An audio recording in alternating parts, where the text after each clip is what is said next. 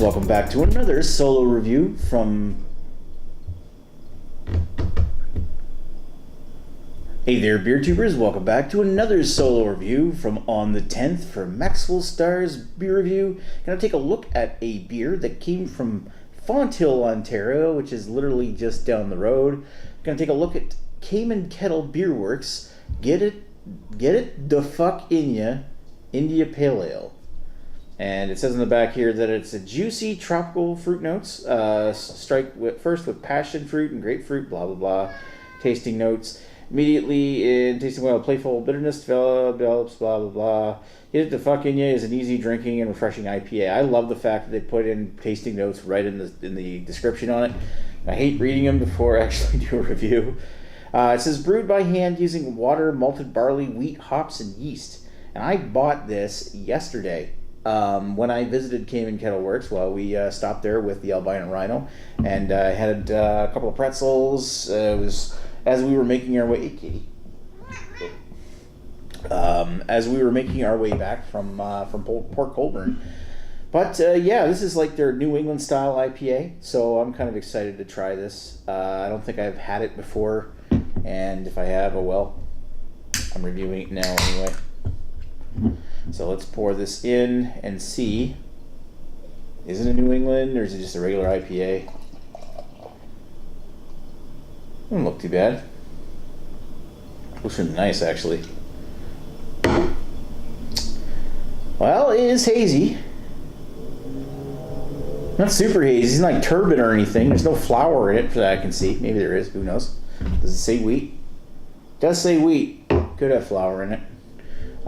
Very nice, kind of off-white yellowish head.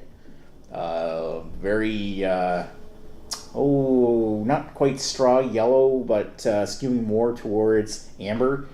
Not quite amber. It's kind of like between amber and straw yellow. It's very, I wouldn't call it orange juice, but it's very, very bright, citrusy looking.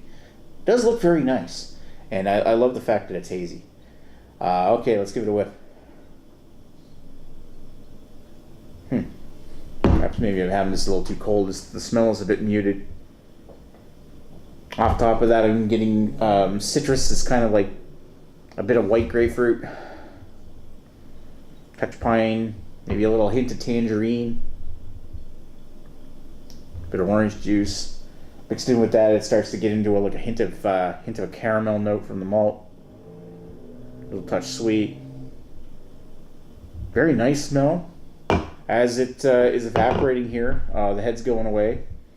I'm getting more and more of like a mango kind of smell. Might be the passion fruit they're talking about on the label. Anyway, smells very, very nice and very inviting, and I can't wait to dip my my tongue into this thing, or at least shove this down my gullet. So stop thinking dirty, Greg. All right. Thanks. Down the hatch.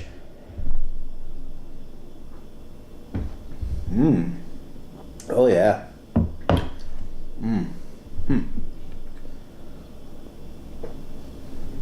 It was a fresh can from the brewery, and I'm still getting a very distinct, pithy, resiny note in the back that I'm not a fan of. But it's a very smooth, very juicy, very grapefruity flavor.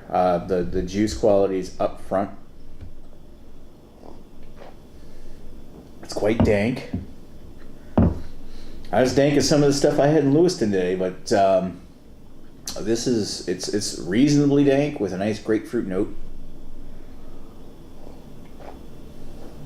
It's going down extremely easy, and I think that the more I drink it, the less I'm noticing that resin note. It's there.